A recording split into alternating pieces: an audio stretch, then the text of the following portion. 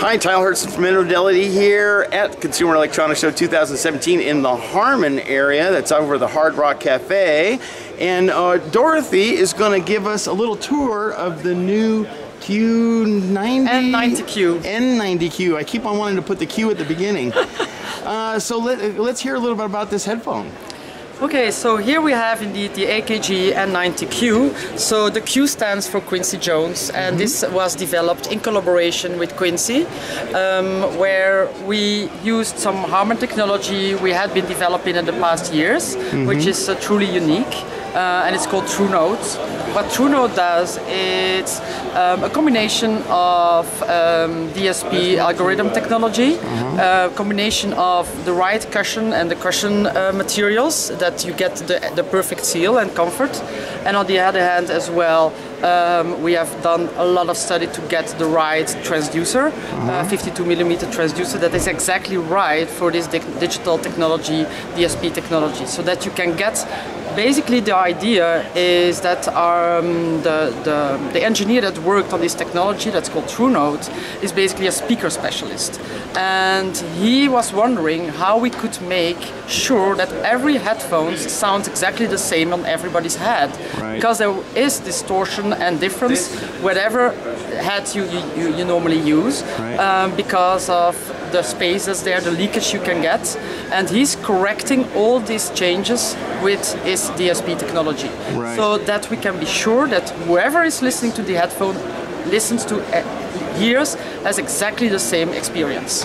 So that's how we can be sure that we get real reference sound. Okay, so how does it work? You put the headphone on, and then you have this button, which is the calibration button, and you will put it on your head first, and then press for 5 seconds.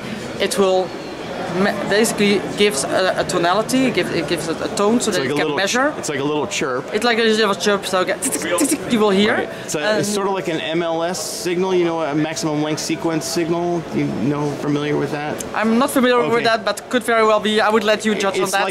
It's like it does it like a pseudo impulse response. Yes, correct. Yes, correct. And it is instant. It will correct it instantly, and then from that time it will be calibrated to your head. And so next time you put a headphone on, it will still be calibrated to your ears. When somebody else wants to listen to the headphone, have the same reference sound, you need to recalibrate by doing the same exercise. So the sound is made by the driver in the headphone. The calibration signal is done by the driver in the headphone, the normal driver. Is that correct?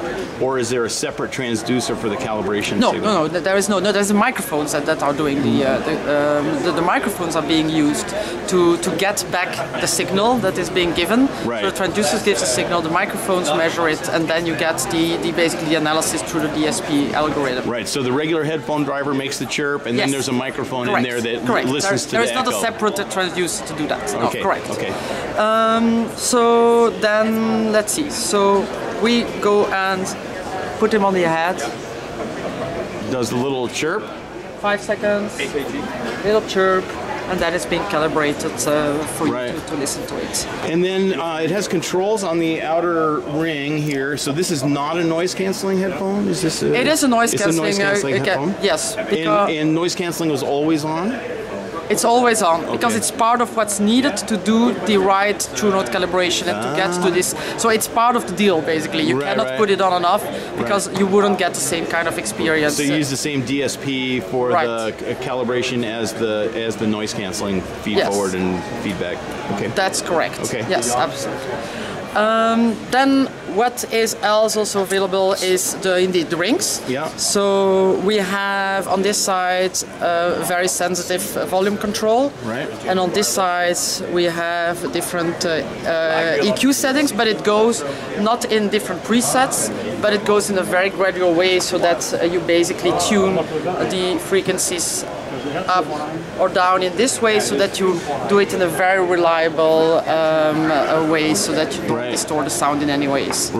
Cool. And the battery life on the So it lasts around 12 hours. 12 hours.